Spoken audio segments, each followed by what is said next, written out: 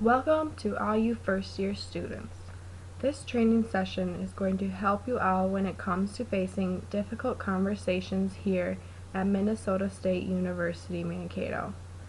As first year students, this is going to be quite the transition for you, and difficult conversations are something that you may face on a daily basis. Alright, so most of the information you will be learning today will come from the book Difficult Conversations: How to Discuss What Matters Most, written by Douglas Stone, Bruce Patton, and Sheila Heen. This particular book will be able to guide you through any difficult conversation you may face. This book is also available at both university bookstores for those of you who may be interested in. Before we get started, I'm going to give you guys a brief overview of what you all will be learning about today. First off, we will start with talking about what a difficult conversation is. Then we will talk about the 3 different parts of a difficult conversation, which include the what happened conversation, the feelings conversation, and the identity conversation. After this, we will move on and learn a bit about what you should not do when you are faced with a difficult conversation. After these things, we will put them to the test and have a little scenario about a difficult conversation you may face as a first-year student. First, a difficult conversation is anything that you find hard to talk about. It can be related to sexuality, race, gender, politics, or religion, just to name a few. As first-year students, I know you all have probably had a time where you practice over and over in your head, trying to figure out what you are going to say in advance. And then, after the conversation happened, you found yourself thinking about what you should have said. This right here is a perfect example of a difficult conversation, which I am sure you all can relate to. Now, let's move on. Let's break difficult conversations down. The term difficult conversation is often seen as 3 different parts. The first part includes the what happened conversation. This is when a disagreement involves what happened or what should have happened. During this step, we often spend too much time with deciding who is right, who meant what, and who is to blame. Next, every difficult conversation involves the feelings conversation. This is where the conversation asks and answers questions about feelings. This is where you ask if your feelings are valid or maybe if they are appropriate. This is where you also need to decide if you should acknowledge your feelings or deny them. The last step or part to a difficult conversation is the identity conversation. The identity conversation tends to look inward. It focuses on who we are and how we see ourselves. It helps you focus on the particular conflict you are in. Will it affect your self-esteem or your self-image? The third step helps us recognize if you are balanced in the conversation or if you feel off-centered. Maybe you're feeling a little anxious. Being a first-year student, you will face many difficult conversations, whether they are with your professors, parents, friends, or maybe just your roommate. All these conversations will involve these 3 aspects. Learning to effectively use these 3 realms will make facing difficult conversations a lot easier for you.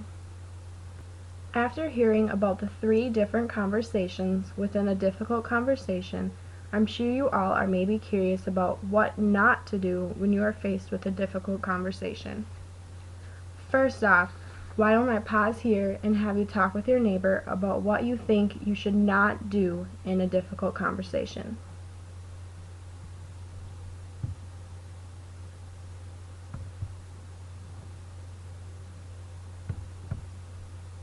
Alright, I am sure you all have had some great ideas, but let me share a few things that I think should not happen when you are faced with a difficult conversation. First off, try and stay calm. You want to make sure that you do not blow up on the other person. Doing so will cause the situation at hand to get more out of control. Make sure you think before you speak and think about the other person's feelings before you start acting. Second, never make assumptions. Assumptions are usually made from the other person's behavior, but you truly don't know how they feel until they tell you themselves. Never assume. You can again make the conflict at hand more difficult. Another tip for you all to remember is to take a break. It's okay to step away from the situation. Sometimes you will find yourself way too close to the problem and feeling extremely overwhelmed. You may be at a place where you are unable to take in any more information, and you are unable to just simply untangle your thoughts. Always remember, it's okay to ask for some time to think about what you have heard or the situation you are facing, and you can always ask for help from a friend, a parent, a teacher, or anyone you feel comfortable sharing with. Being a first-year college student, you are going to be faced with many difficult conversations along the way. To help prepare you for these conversations, why don't we go ahead and listen to this scenario of a difficult conversation. Afterwards, we will discuss what was done wrong and how we can make it better. In this scenario, we have two partners. They are talking together about a group project they have to complete. Jessica is really upset with David because he isn't holding up his side of the deal. He isn't working so hard on his assignments for the project. So, let's take a listen. David, I am so pissed off. Why can't you ever do anything? Do you really think I want to do this all alone?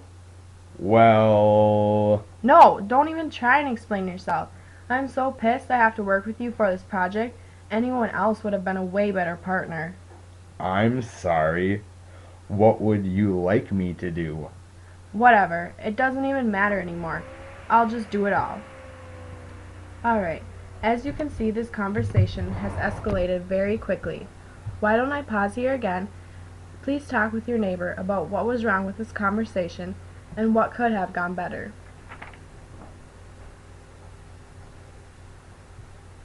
So, I am sure most of you decided that Jessica was very mean.